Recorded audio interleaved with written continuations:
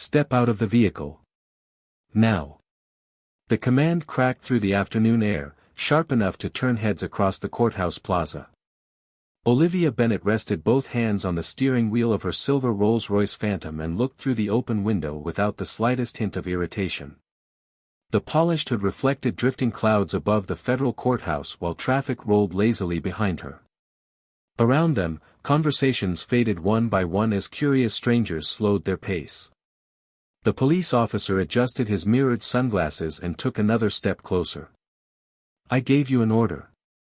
"I heard you," Olivia answered evenly. "May I ask why I was stopped?" "License plate verification. Possible registration discrepancy." She gave a small nod. "Then I would be happy to show my identification." Instead of accepting the offer, the young officer's jaw tightened. "No.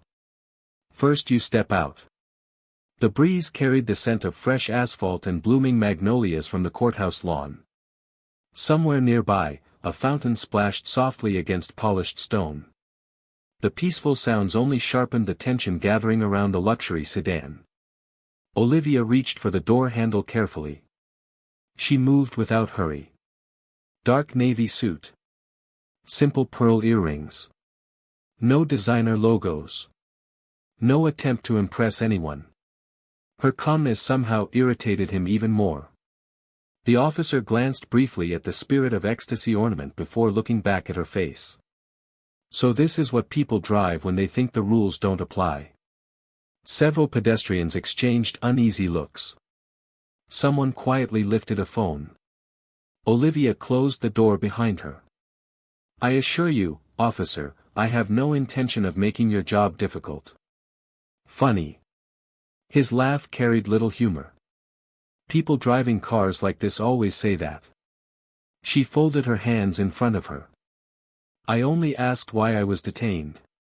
"You'll answer questions after I ask mine." His voice grew louder. "Turn around." For the first time, surprise flickered across a few faces in the growing crowd. An older woman stopped beside the courthouse steps.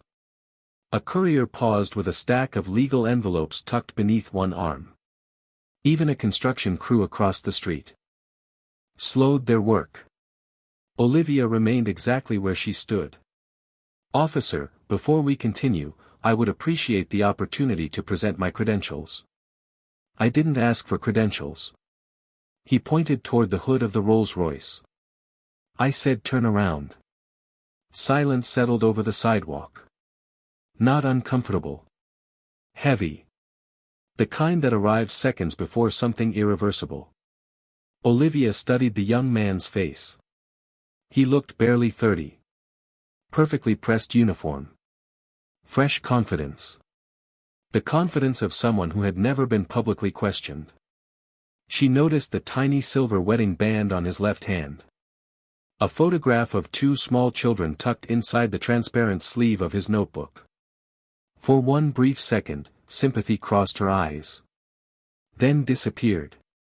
"I respect your authority," she said quietly. "But I would strongly recommend verifying my identification before taking this any further." He shook his head. "You don't get to tell me how to do police work." His radio crackled. Another officer approached from the patrol car but hesitated after taking in the scene. "You need backup?" he asked. "I've got it." The younger officer never looked away from Olivia. "Ma'am, place your hands behind your back." Gasps rippled through the gathering crowd. Someone whispered, "Over a registration issue?" Olivia drew one slow breath. The courthouse clock struck 2 in the distance. Its echo drifted across the marble plaza like the opening note of an unseen trial. She slowly placed her leather portfolio on the hood of the Rolls-Royce. Inside rested documents that would change the course of someone else's day. Perhaps several lives. But none of that mattered yet. Not to the officer standing in front of her. He had already decided who she was. He had looked at the expensive car. He had looked at her skin. Then he had written the rest of the story in his own mind. Olivia calmly extended her wrists. "Not in surrender." Simply impatience. She met his eyes with remarkable composure. "Officer," she said softly, "are you absolutely certain you wish to continue without confirming my identity first?" He reached toward the handcuffs. "Absolutely." The polished steel clicked once. Then the entire courthouse entrance seemed to stop breathing. The cold metal circled Olivia Bennett's wrists but never locked. The officer paused only long enough to reposition the cuffs. That hesitation lasted less than a heartbeat. Then the familiar metallic snap echoed across the courthouse entrance. Several people winced. A young law student standing near the granite steps lowered the casebook she had been carrying. A television reporter waiting for another story quietly signaled her cameraman to keep recording. Nobody spoke. Olivia neither resisted nor protested. She simply lowered her eyes toward the polished steel resting against her skin. "They're tighter than necessary," she said in a measured tone. "They're supposed to be uncomfortable." The officer guided her toward the patrol vehicle. "Maybe next time you'll think twice before wasting my afternoon." "I have not refused a single instruction." "You argued." "I requested permission to identify myself." "Same difference." The second officer shifted uneasily beside the cruiser. "Ryan. I've got this." The younger officer's confidence filled every word. He opened the rear passenger door. "Watch your head." Olivia paused beside the vehicle. The glossy black paint reflected the towering federal courthouse behind them. American flags drifted gently in the warm breeze. Federal employees crossed the plaza carrying briefcases and coffee cups, unaware that within minutes the entire scene would become impossible to ignore. Inside her leather portfolio, resting on the hood of the Rolls-Royce, a secure cellular phone began vibrating. Once. Twice. Then again. No one reached for it. The screen illuminated briefly before fading to black. The caller displayed only 3 words. "Federal Chambers." The vibration stopped. A courthouse security supervisor stepped outside the main entrance and frowned. His attention lingered on the unattended Rolls-Royce. Not because of its price. Because of the discreet parking placard displayed beneath the windshield. He narrowed his eyes. Something about it seemed familiar. Before he could move closer, another courthouse employee called his name from inside. He disappeared through the revolving doors. The opportunity passed. Officer Ryan closed the cruiser door. There. He dusted off his hands as though the matter had already been settled. Problem solved. Olivia looked through the tinted glass. "No, officer." Her voice remained remarkably calm. "The problem has only begun." He smirked. "I've heard every version of that speech. You misunderstand." She met his gaze through the half-open window. "I am concerned about the consequences for you." A few people exchanged puzzled glances. Most expected anger. Threats. Perhaps outrage. Instead, the woman sitting handcuffed inside the patrol car sounded almost compassionate. Ryan folded his arms. "Save it." The dispatcher answered over the radio. "Unit 12, confirm driver's information." Ryan picked up the microphone without looking away from Olivia. "Female.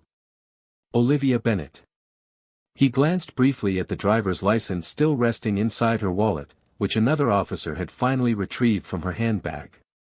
"Date of birth." He read the information aloud. A short silence followed. Then static.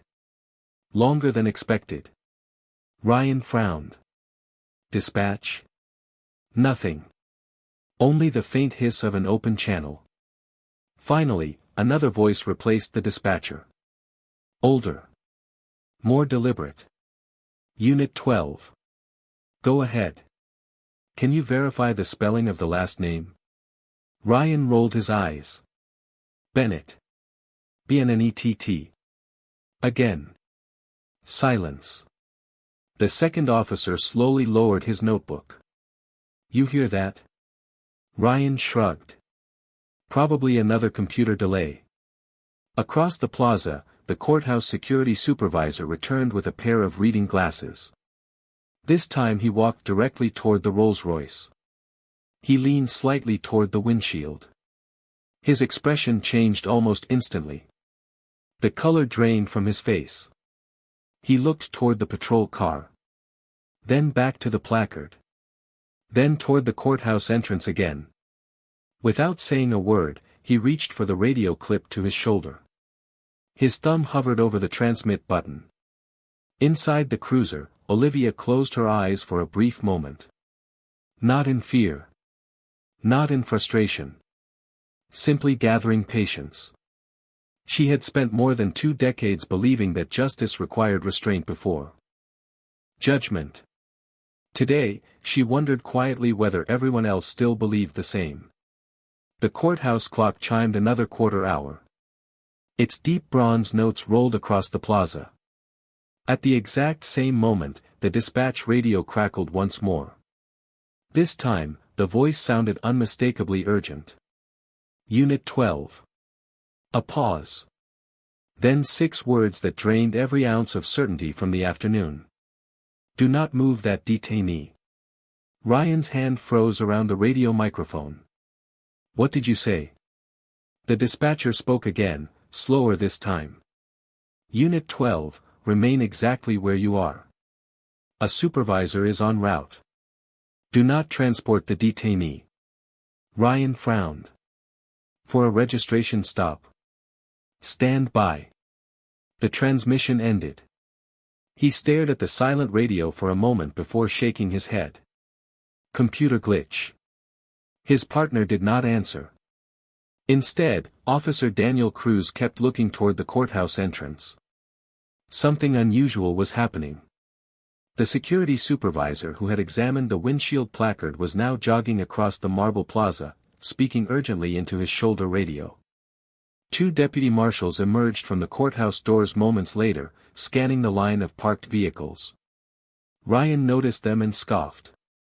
Somebody important must be arriving. Inside the cruiser, Olivia sat perfectly still. Her wrists remained secured in front of her, resting gently on her lap. Sunlight slipped through the tinted window, painting narrow bands of gold across the polished leather seats. She neither looked frightened nor angry. Only thoughtful. Daniel stepped closer to the rear door. Ma'am. She turned toward him. I am sorry to ask, but, what exactly were you coming here for today? Olivia offered a courteous smile. I was expected.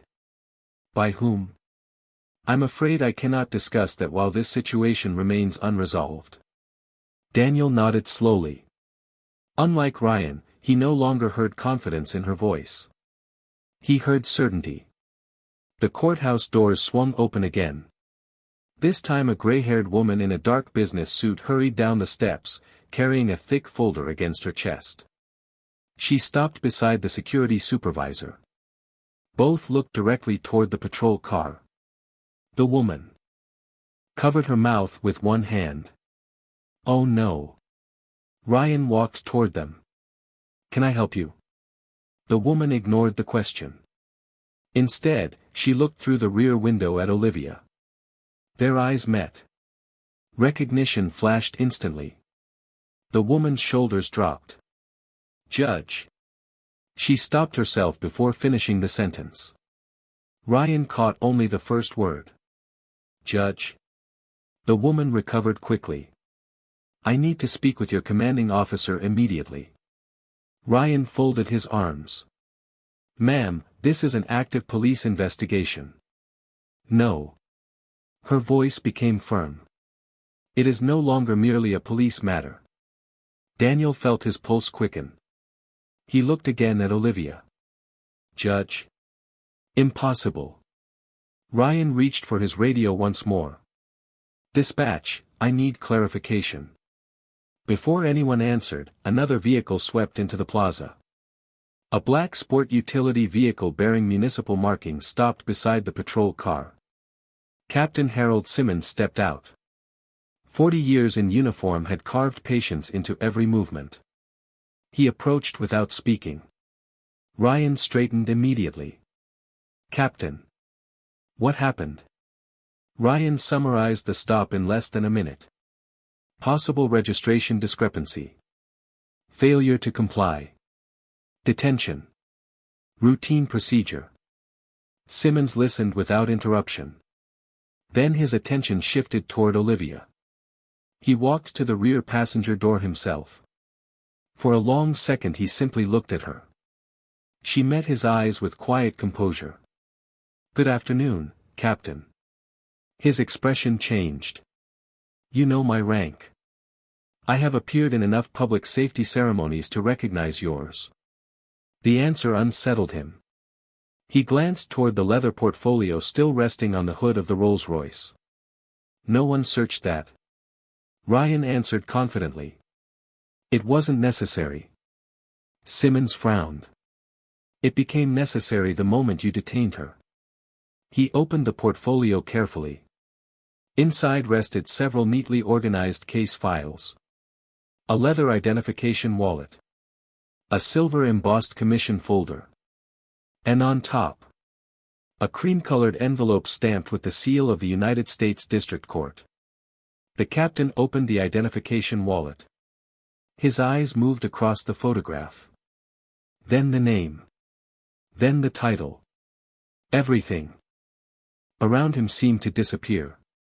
Traffic noise. Footsteps. The fountain. Even the breeze. Only silence remained. Daniel watched the color drain from his captain's face. Ryan took one step forward. "What is it?" Simmons slowly lifted his eyes. His voice emerged almost as a whisper. "You placed handcuffs."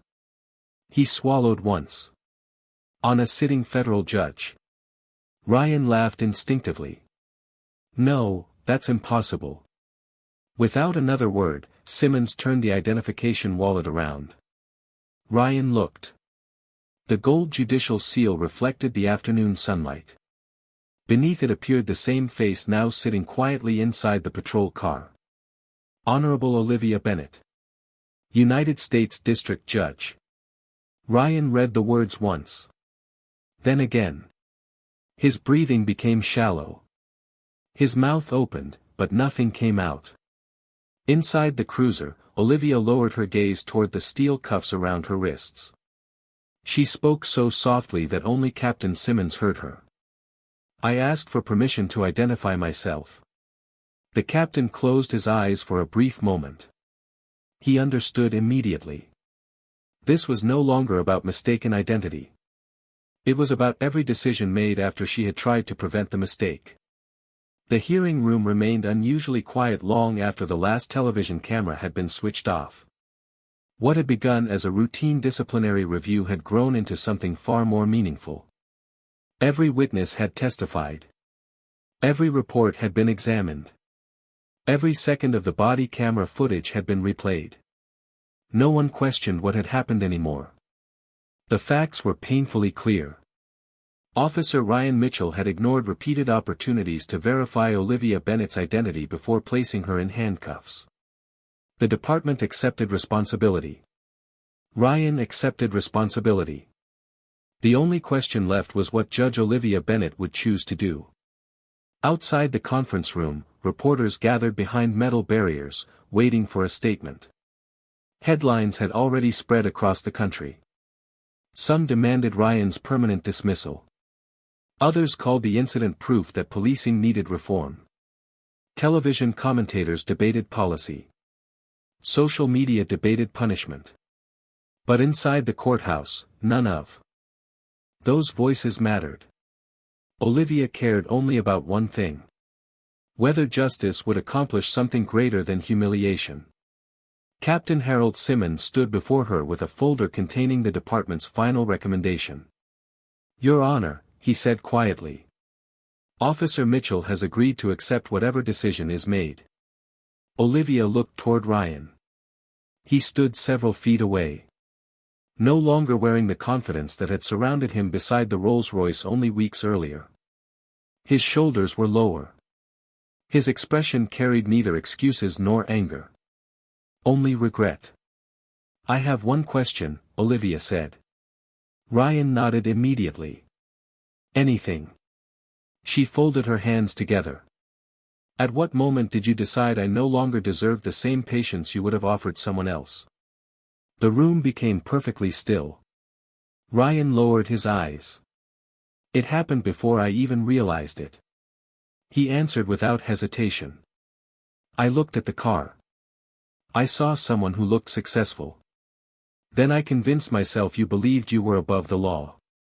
Another pause. "I stopped seeing a person. I only saw the story I had already written in my own mind." No one interrupted. Those words landed harder than any legal argument. Olivia nodded almost imperceptibly. "That is an honest answer." Ryan looked up. "It is also the truth."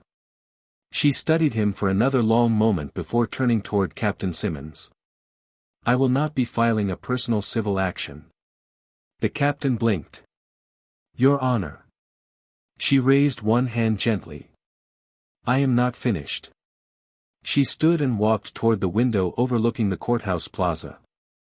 From above she could see the exact place where strangers had gathered to watch her being handcuffed. The fountain sparkled beneath the afternoon sun.